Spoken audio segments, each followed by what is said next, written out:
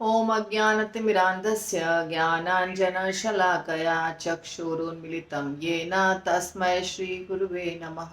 श्रीचैतन्यमनोभीष्टं स्थापितं येन भूतले स्वयं रूपः कदा मह्यं ददाति स्वपदान्तिकं। वन्देऽहं श्रीगुरु श्रीयुतापदकमलं श्रीगुरून् वैष्णवांश्च। श्रीरूपं साग्रजातं सहगण रघुनाथान्वितं तं सजीवं साद्वैतं सावधूतं परिजनसहितं कृष्णचैतन्यदेवं श्रीराधा कृष्णपादान् सहगण ललिता श्रीविशाखान्विताश्च। नमः ॐ विष्णुपादाय कृष्णप्रेष्ठाय भूतले श्रीमते गोपालकृष्ण गोस्वामी निति नामिने। प्रभुपादस्य साहित्यं यः प्रकाश्य वितीर्य च प्रचारं कृतवान् साधु भगवत्पादाय ते नमः। नमः ॐ विष्णुपादाय कृष्णप्रेष्ठाय भूतले श्रीमते भक्ति वेदांत स्वामिनिति नामिने। नमस्ते सरस्वती देवे गौरवाणी प्रचारिणे निर्विशेष शून्यवादी पाश्चात्य देशतारिणे। नमो महावदान्याय कृष्ण प्रेम प्रदायते कृष्णाय कृष्ण चैतन्य नामने गौरत्विषे नमः। हे कृष्णा करुणा सिंधु दीनबंधु जगतपते गोपेश गोपिका कांत राधा कांत नमोस्तुते।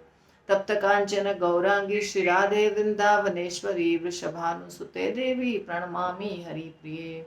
जय श्री कृष्ण चैतन्य प्रभु नित्यानंद श्री अद्वैत गदाधर शिवासादि गौर भक्त वृंद। हरे कृष्णा कृष्ण कृष्ण हरे हरे हरे राम राम राम हरे हरे।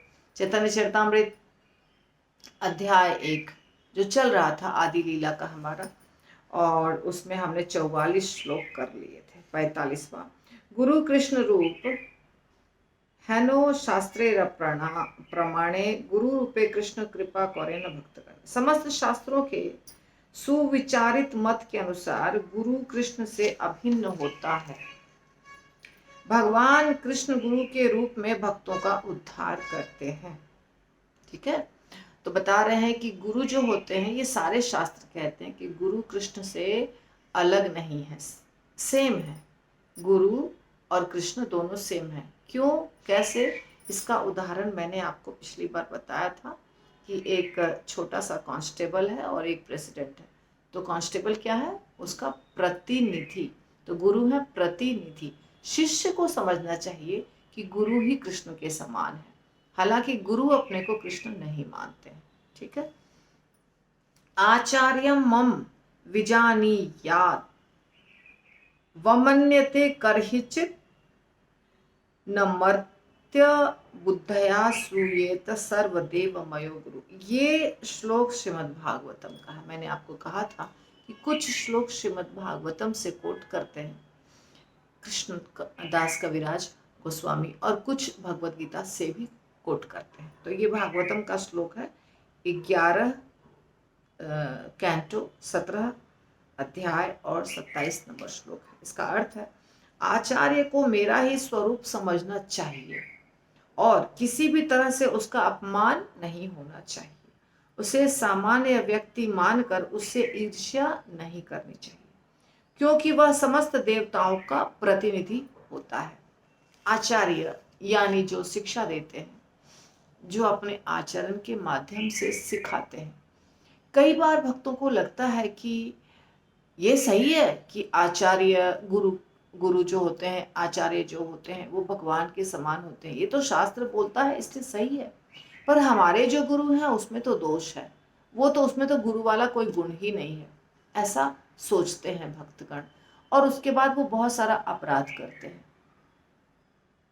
तो बात ऐसी है कि चाहे 1000 दोष हो गुरु में, चाहे करोड़ दोष हो गुरु में, वो देखना हमारा कार्य नहीं है। वो किसका कार्य है? गुरु से जो ऊपर होते हैं वो सोचेंगे कि उनका दोष कैसे निकले, पहली बात। दूसरी बात, जब हमने नाम अपराध शुरू किया था, अभी तो है शुरू ही है, अभी काफ़ी समय लगेगा उसको ख़त्म होने में। तो नाम अपराध में सबसे पहला नंबर जो अपराध है वो क्या है? भगवान नाम का प्रचार करने वाले महाभागवतों की निंदा करना। तो जो भगवान के नाम का प्रचार करते हैं उसको यहाँ महाभागवत कहा जा रहा है। ठीक है, तो महाभागवत ये प्रभुपाद का ट्रांसलेशन है, संस्कृत का श्लोक जो है वो भी मैंने बताया था। तो भगवान का नाम प्रचार करने वाले व्यक्तियों की निंदा करना एक बहुत बड़ा अपराध है, और उस अपराध का परिणाम क्या निकलता है कि हमारा जो नाम जप होता है उसका फल हमको प्राप्त नहीं होता है। 10 नाम अपराध कुल मिला के हैं, सब के सब नाम अपराध बहुत ही ज्यादा खतरनाक बोल सकते हैं अपराध है। अर्थात वो अपराध किए तो हमारा बहुत नुकसान हो जाएगा, सारे सारे 10 के 10 अपराध। इसी प्रकार वैष्णव अपराध होते हैं, इसी प्रकार धाम अपराध होते हैं, विग्रहों की सेवा करने में अपराध होते हैं, बहुत प्रकार के अपराध होते हैं। तो ये जो प्रश्न उठता है कि हम भक्ति बहुत दिनों से कर रहे हैं, हमारी उन्नति इतनी क्यों नहीं हुई है? और जो भक्त होते हैं बहुत समझदार, उनको समझ में आता है कि हमारी उन्नति नहीं हुई है। जो समझदार नहीं है उनको तो लगता है हमारी बहुत उन्नति हो गई है, क्योंकि अगर हमारे पास बहुत अच्छा धन आ गया, हम बहुत अमीर हो गए, हमारे जीवन में भौतिक उन्नति बहुत हुई, तो भक्तों को लगता है कि सब अच्छा चल रहा है। क्यों? क्योंकि हमारा सब बहुत अच्छा हो रहा है। जब से हम मंदिर आए हैं, जब से हम भक्ति कर रहे हैं, तब से हमारा सब कुछ बहुत अच्छा हो रहा है। पर भौतिक उन्नति को बहुत अच्छा नहीं कहा जाता है। भौतिक उन्नति होना बहुत अच्छा सिंबल नहीं है। ऐसा नहीं है कि भौतिक उन्नति होने के लिए हम भक्ति में आए थे। वो तो किसी भी व्यक्ति की होती है। जब आपका पूर्व जन्म का ऐसा कर्म रहेगा कि आपके पास धन आना है, तो धन आएगा। भक्ति करें तो भी, नहीं भक्ति करें तो भी, ये धन आना या गाड़ी मोटर बंगलो हो जाना, पुत्र की प्राप्ति हो जाना, इसका भक्ति से कोई लेना देना नहीं है। ये हमारे संचित कर्म है जिसके आधार पे हमें प्राप्त होते हैं। तो हम भगवान की भक्ति करने लगे तो जीवन में सब अच्छा अच्छा हो गया, ये कैलकुलेशन करना गलत है। जिसके जीवन में बहुत बुरा होता है वो भी बहुत अच्छे भक्त होते हैं, क्योंकि भक्ति भक्ति का अर्थ क्या है? अच्छे भक्त का अर्थ क्या है कि उस व्यक्ति को, जो अच्छा भक्त है या भक्ति कर रहा है, उस व्यक्ति को भगवान की अनुभूति होनी चाहिए। उसको सारे जीवों में भगवान दिखने चाहिए। उसको दिव्य उसकी सोच दिव्य होनी चाहिए। उसके खाने पीने का, जीने का ढंग होना चाहिए सात्विक। उसके विचार सात्विक होने चाहिए।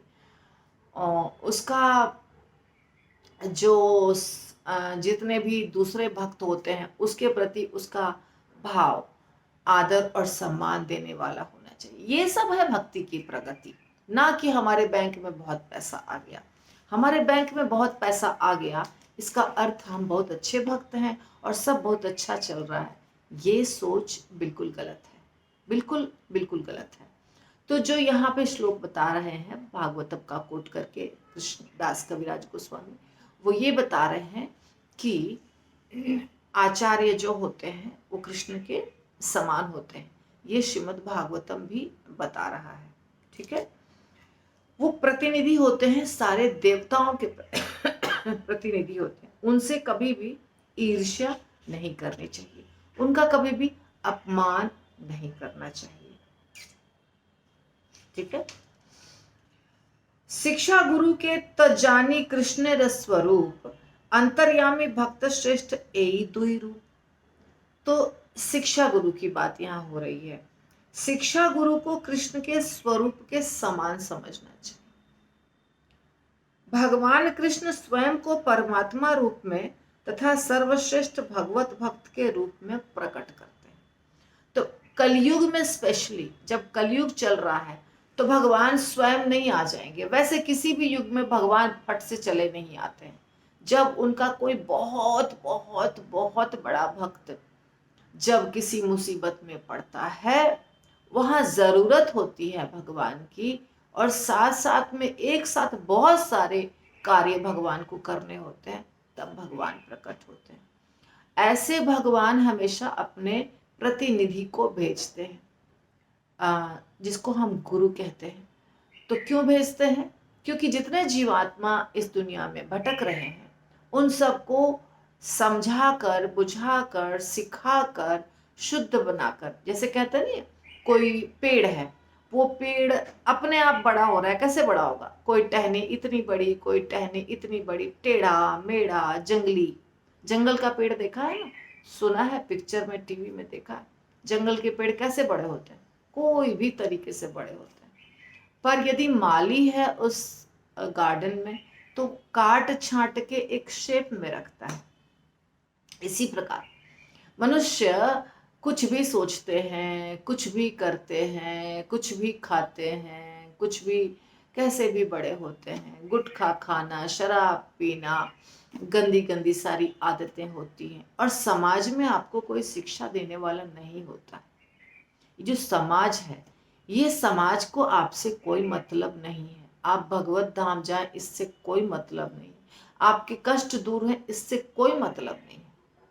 ये इससे सिर्फ आपके गुरु को मतलब है। देखिए, समाज में व्यक्ति किसको देखता है? क्रिकेटर को देखता है, फिल्म इंडस्ट्री के लोगों को देखता है।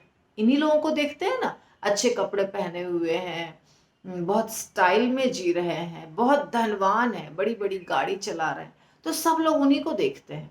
कोई अगर फिल्म एक्टर आ गया, भीड़ जमा हो जाती है, सारे टीवी पे, मोबाइल पे, सब जगह उनकी चर्चा होती है। पर वो क्या करते हैं? वो लोगों को बेवकूफ बनाते हैं। वो प्रचार करते हैं। किस चीज का प्रचार करते हैं? वो भगवत गीता का प्रचार करते हुए देखा है किसी फिल्म एक्टर को? कि फिल्म एक्टर है, बहुत बड़ा एक्टर है, बहुत नाम है उसका, वो बोल रहा है कि देखो सारे बच्चे, सारे बच्चे, सारे बड़े, आप भगवत गीता पढ़ो, आप श्रीमद् भागवतम पढ़ो, आप मंदिर अवश्य जाओ, आपको पूजा करनी चाहिए। ऐसा आपने सुना है फिल्म इंडस्ट्री के लोगों को बोलते हुए? क्रिकेटर को देखा है ऐसा बात बात करते हुए? नहीं। वो कहेंगे विमल खा लो गुटखा, और क्या क्या नाम होता है गुटखा का, शिखर, शिखर खा लो, विमल खा लो, और मुझे ज्यादा नाम नहीं पता, तो ये सब खा लो। शराब पी लो, कौन कौन सा ब्रांड मुझे नहीं पता, एक कोई रॉयल स्टैग, ऐसे कुछ कुछ ब्रांड होते हैं। शराब पी लो, गुटखा खा लो, ये फलाना कंपनी का अंडरवेयर पहन लो, फलाना फलाना कंपनी का साबुन लगा लो। क्यों? क्योंकि ये कंपनी उनको पैसा देती है, तो उनको धन कमाना है। उनको आप किधर पैसा लगा रहे हैं, शराब पी रहे हैं, आप नशे में जीवन को बर्बाद कर रहे हैं, इससे कोई मतलब नहीं है। ये है इस दुनिया के लीडर। गुरु क्या बोलेगा? बंद करो, शराब बंद करो, नॉनवेज बंद करो, गंदी आदतें बंद करो। ये कौन बोलेगा? ये फिल्म इंडस्ट्री के लोग बोलेंगे? क्रिकेटर बोलेंगे? नहीं, ये बोलेंगे सिर्फ गुरु। तो गुरु की बात अच्छी नहीं लगती। क्यों? क्योंकि जीव को तो भोग करना अच्छा लगता है, और भोग करने के लिए बाकी सारे लोग बता रहे हैं। पर जब भोग करेंगे तो परिणाम क्या होगा? उसका परिणाम हमें को भुगतना पड़ेगा। इसलिए गुरु आवश्यक है। गुरु ये नहीं देखते हैं कि आपको क्या अच्छा लग रहा है, गुरु ये देखते हैं आपका भला किस में है, आपको क्या अच्छा लग रहा है। इससे गुरु को कोई मतलब नहीं है। गुरु को ये मतलब है कि आप अपना जीवन, अपना समय, अपना धन कहाँ लगा रहे हैं, कहाँ बर्बाद कर रहे हैं। वो नहीं करना है। आपको क्या करना है? आपको भगवान की भक्ति करनी, आपको अपने जीवन को अच्छे ढंग से बिताना है। इसलिए गुरु अवश्य स्वीकार भी करना चाहिए, और गुरु की बात भी माननी चाहिए, गुरु से शिक्षा भी प्राप्त करनी चाहिए, गुरु के बताए हुए रास्ते पर चलना भी चाहिए, तभी हमारा कल्याण होगा। इसलिए सारे शास्त्र कहते हैं कि गुरु कृष्ण के समान है, कृष्ण के प्रतिनिधि हैं।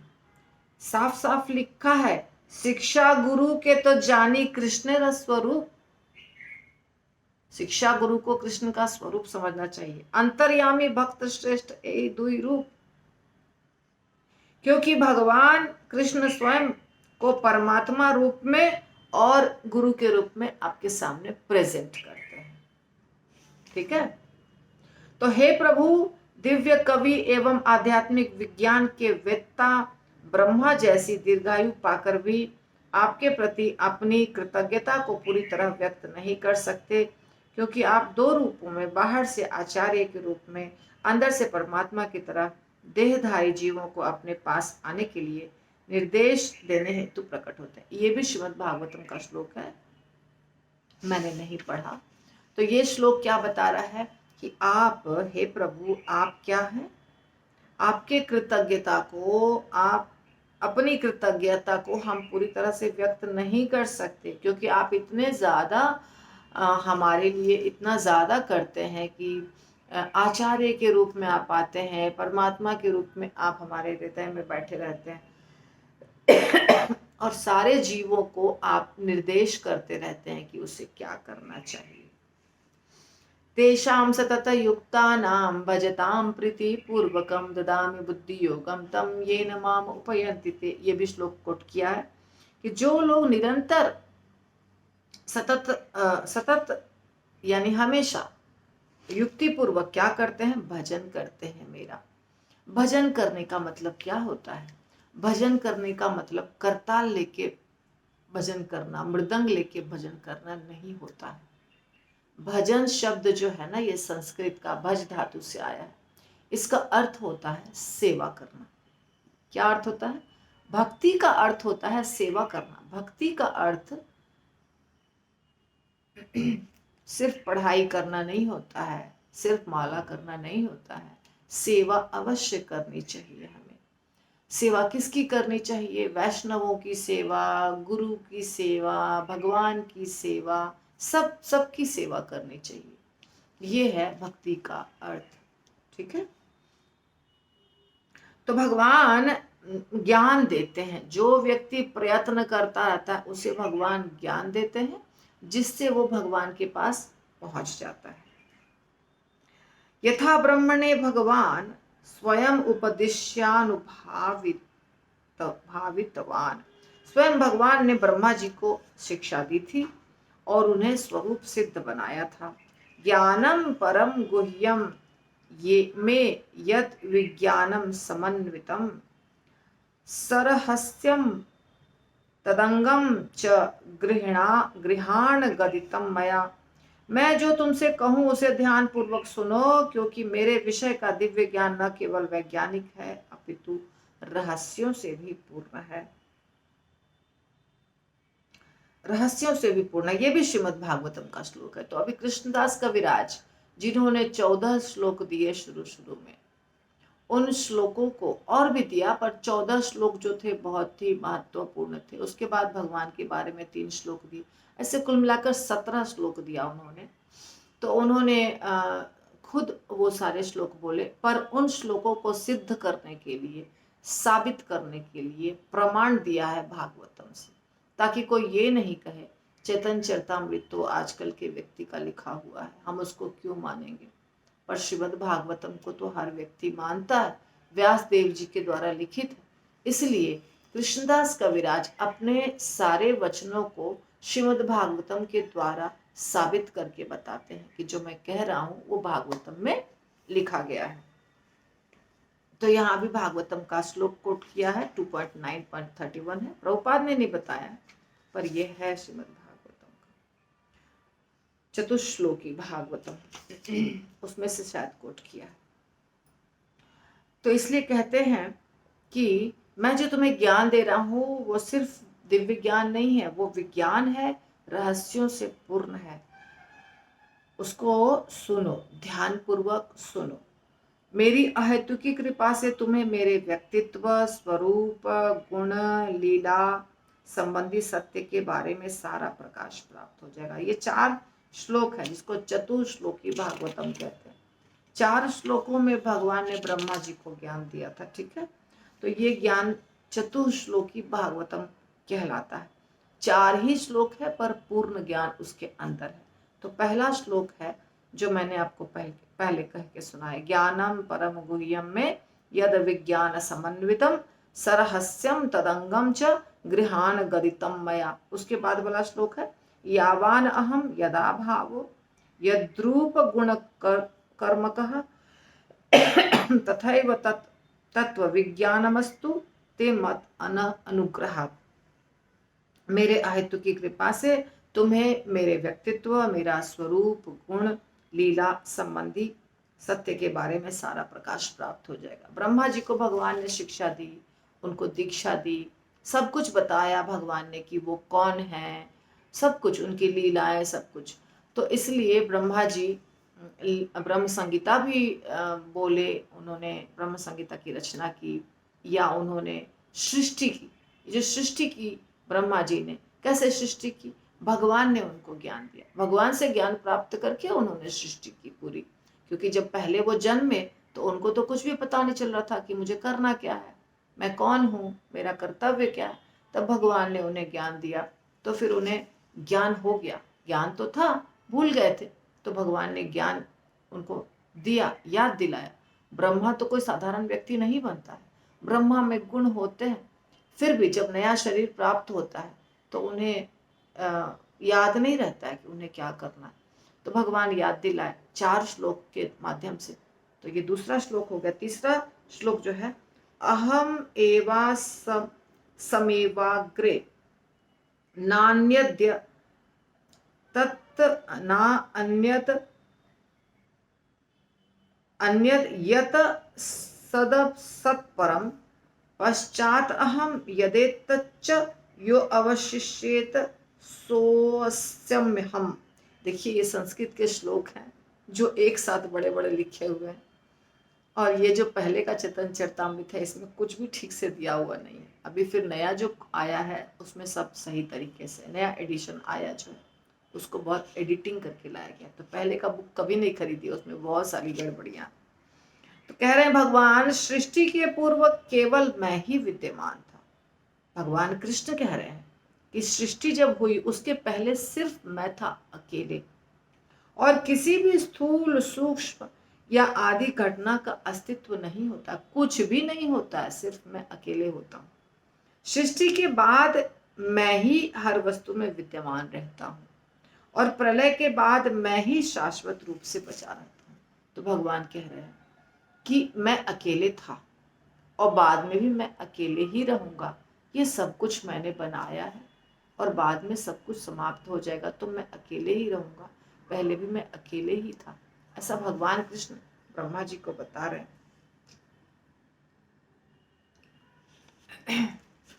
बहुत महत्वपूर्ण श्लोक है ये। चतुश्लोकी भागवतम का ये जो श्लोक है बहुत महत्वपूर्ण है। इसके बाद कहते हैं ऋते अर्थम यत प्रतीयेत न प्रतीयेत चात्मनि तद्विद्या दात्मनो मायाम यथा भासो यथा तमः। जो कुछ मेरे बिना सत्य प्रतीत होता है वह निश्चित रूप से मेरी माया है, क्योंकि मेरे बिना किसी वस्तु का अस्तित्व नहीं है। यह छाया में असली प्रकाश के प्रतिबिंब जैसा है, क्योंकि प्रकाश में न तो छाया होती है न प्रतिबिंब होता है। तो भगवान कह रहे हैं कि जहां कृष्ण नहीं है, जहां मैं नहीं हूं, वो सब कुछ असत्य है, क्योंकि सब कुछ मैं ही हूं, मेरे से ही सब चीजें बनी हुई है। सब निश्चित रूप से माया है। जो चीज मेरे बिना सत्य प्रतीत होता है कि भगवान कृष्ण नहीं है पर ये सत्य है, वो सब मेरी माया है।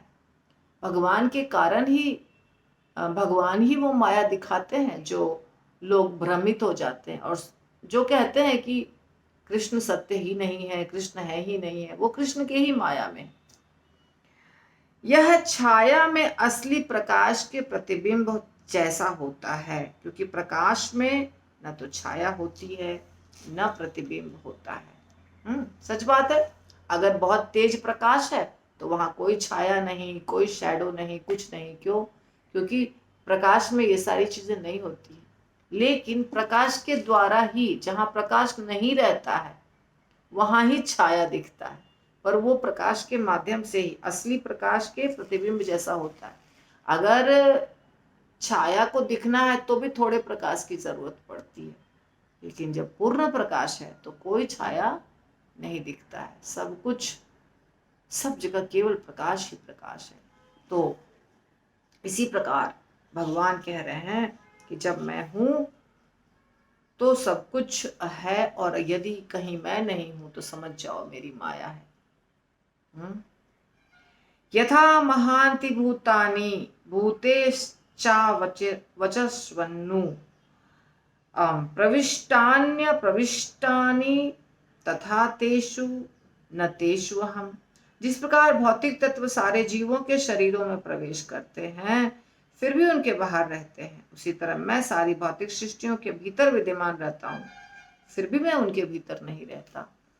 सच बात है, हमारे शरीर में मिट्टी है, हवा है, पानी है, अग्नि है, आकाश है ना, पर हमारे शरीर के बाहर भी ये सारी चीजें बाहर भी हैं और ये हमारे अंदर भी है। इसी प्रकार भगवान कह रहे हैं, इसी तरह मैं सब सारे सृष्टि के अंदर भी रहता हूं, बाहर भी रहता हूं, और उनके भीतर रहता भी हूं और भीतर नहीं भी रहता हूं, फिर भी मैं उनके भीतर नहीं रहता, क्योंकि भगवान तो बाहर रहते ही हैं। भगवान बाहर रहते ही हैं, लेकिन भगवान उनके अंदर भी हैं। उनके सिवा, भगवान के सिवा किसी चीज का कोई अस्तित्व ही नहीं है। भगवान ने कहा है भगवत गीता में ना, कि जैसे धागा होता है उसके ऊपर मोतियां रहती हैं गुथी हुई, बाहर से क्या दिखाई देता है, सिर्फ मोती है, पर वास्तव में उसके अंदर एक धागा होता है। वो धागा यदि निकाल देंगे तो सारे मोती क्या हो जाएंगे, बिखर जाएंगे। इसी तरह ये जो दुनिया है ये भगवान के ऊपर टिकी हुई है, भगवान वो धागा है, और हमें दिखता है क्या, केवल मोती, धागा नहीं दिखता है। लेकिन यदि धागा निकल गया, यदि भगवान निकल गए तो सब कुछ क्या हो जाएगा, समाप्त हो जाएगा।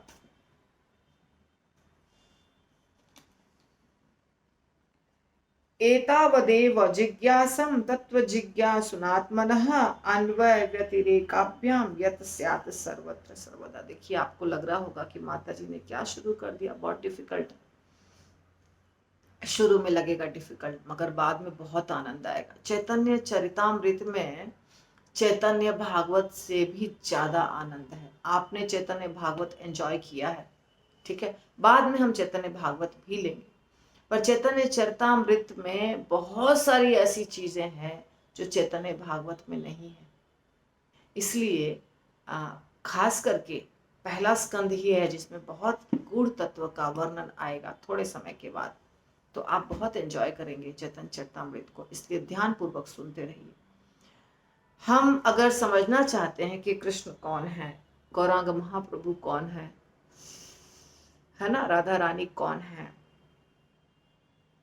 तो सृष्टि को भी समझना पड़ेगा, विष्णु को भी समझना पड़ेगा,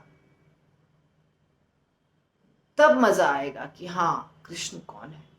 जब हम उनके रियल जो कृष्ण की शक्ति है, जो दुनिया है, उसको नहीं समझेंगे तो कृष्ण को भी समझ नहीं पाएंगे, हल्के में लेंगे। इसलिए उसका वर्णन भी बहुत आवश्यक है, इसलिए कृष्णदास कविराज ने ऐसा वर्णन किया है। तो अतएव दिव्य ज्ञान में रुचि रखने वाले व्यक्ति को चाहिए कि वह सर्वव्यापी सत्य को जानने के लिए इसके विषय में सदैव प्रत्यक्ष तथा अप्रत्यक्ष रीति से जिज्ञासा करनी चाहिए। देखिए क्या कह रहे हैं, सत्य को जानना है तो जिज्ञासा करना पड़ेगा, उसके बारे में जानने की कोशिश करनी पड़ेगी। अपने आप बैठे बैठे कुछ पता चलता नहीं है, मेहनत करना पड़ता है। मेहनत का क्या मतलब हुआ, मेहनत का मतलब हुआ कुछ चीज़ें आपको पढ़नी पड़ेंगी, कुछ चीज़ें आपको पूछनी पड़ेंगी, कुछ बड़े बड़े महात्मा से, ऋषि मुनियों से पूछना पड़ेगा। तो ऋषि मुनियों को कहाँ ढूंढेंगे, ऋषि मुनियों को नहीं ढूंढेंगे, शास्त्र है जो ऋषि मुनियों के द्वारा लिखा गया है और उसको एक्सप्लेन किया है बोनाफाइड आचार्य ने, इसलिए शास्त्र में जो वर्णन है वो ऋषि मुनि के ही वचन है, तो उनके द्वारा हमें समझना होगा। तो इस प्रकार बहुत प्रयास करने के बाद समझ में आएगा और भगवान आपको बुद्धि देंगे समझने के लिए। अब प्रणाम करते हैं किनको, चिंतामणि तथा मेरे दीक्षा गुरु सोमगिरी की जय हो, मेरे शिक्षा गुरु अर्थात भगवान की जय हो, जो अपने मुकुट में मोर पंख धारण करते हैं। कल्प वृक्ष तुल्य उनके चरण कमलों की छाया में जय श्री राधा रानी नित्य संगिनी के दिव्य रस का आनंद भोगती। चिंता मणिर जयति सोमगिरी गुरु में शिक्षा गुरुश्च भगवान शिखि पिच्छ मौलि यतपाद कल्पत कल्पतरु पल्ल वशेर वशेर वशेखरेशु वसेर वरेशु, बड़ा मुश्किल है समझना, लीला स्वयं वर रसम लभते जयश्री। तो ये श्लोक, इस श्लोक में चिंतामणि को प्रणाम किया गया है। तो ये कृष्णदास कविराज का श्लोक नहीं हो सकता है। क्यों? क्योंकि चिंतामणि जो थी वो एक वेश्या थी और बिल्व मंगल ठाकुर को उनसे प्रेरणा मिली थी। तो ये श्लोक बिल्व मंगल ठाकुर का लिखा गया है, जो उनके शास्त्र से लिया गया है। हाँ, कृष्ण कर्णामृत से लिया गया है। कृष्ण कर्णामृत शास्त्र है जो बिल्व मंगल ठाकुर ने लिखा। और बिल्व मंगल ठाकुर, उनकी कथा मैं बताऊंगी आपको, कैसे चिंतामणि के द्वारा वो इंस्पायर हुए और कैसे वो भक्त बन गए, शुद्ध भक्त बन गए। तो चिंतामणि एक वेश्या थी जिनको वो प्रणाम करते हैं, उनको शिक्षा गुरु मानते हैं। यदि वो नहीं होती, यदि वो मुझे नहीं दुत्कारती तो मैं शुद्ध भक्त नहीं बनता। फिर उनके दीक्षा गुरु जो हैं उनको प्रणाम करते हैं, सोमगिरी को। फिर भगवान कृष्ण को प्रणाम करते हैं जिनके सिर पे मोर का पंख है। वास्तव में राधा रानी ने मोर का पंख कृष्ण को गिफ्ट किया था एक बार, ठीक है। मोर तो सदैव ब्रह्मचारी होता है, ये बहुत बड़ी बात है। ये भी हमारे आचार्यगण कहते हैं कि भगवान कृष्ण मोर का पंख अपने मुकुट पे क्यों लगाते हैं या पगड़ी पे क्यों लगाते हैं, क्योंकि मोर ब्रह्मचारी है। पर इसके साथ साथ एक ये भी घटना घटी है कि राधा रानी ने कृष्ण को मोर का पंख गिफ्ट में दिया। राधा रानी का गिफ्ट है, भगवान उसको कहाँ रखते, नीचे तो रख नहीं सकते थे। वो तो राधा रानी तो भगवान की सबसे बड़ी भक्त है, तो राधा रानी ने गिफ्ट दिया तो उसको कहाँ रखे, सिर के ऊपर ही रख सकते हैं, क्योंकि राधा रानी का प्रेम तो सर्वोच्च है। तो उन्होंने अपने मुकुट में लगा लिया, इसीलिए भगवान के मुकुट पे हमेशा क्या रहता है, मोर का पंख। तो उनको प्रणाम करते हैं। उसके बाद राधा रानी को प्रणाम करते हैं। और राधा रानी जो कल्प वृक्ष के समान हैं, उनके चरण कमलों की छाया में राधा रानी नित्य संगिनी दिव्य रस का आनंद भोगती हैं। तो इस प्रकार उनको प्रणाम करते हैं। फिर कहते हैं, जीवे साक्षात नाही ताते गुरु चैत्य रूपे शिक्षा गुरु होए कृष्ण महांत स्वरूपे। चूंकि मनुष्य परमात्मा की उपस्थिति का आंखों देखा अनुभव नहीं कर सकता, अतएव वे हमारे समक्ष मुक्त भक्त के रूप में प्रकट होते हैं। ऐसा गुरु साक्षात कृष्ण के अतिरिक्त कोई अन्य नहीं होता।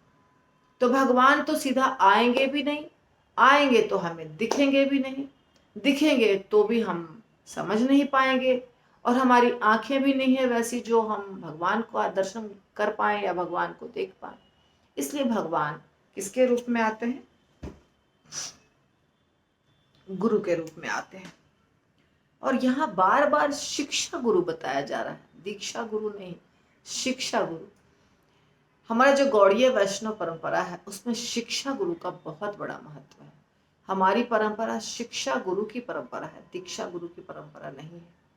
ये जो गुरु शिष्य परंपरा का फोटो आप देखते हैं उसमें सब शिक्षा गुरु, दीक्षा गुरु नहीं है। इसलिए शिक्षा गुरु का बहुत महत्व है हमारे परंपरा में।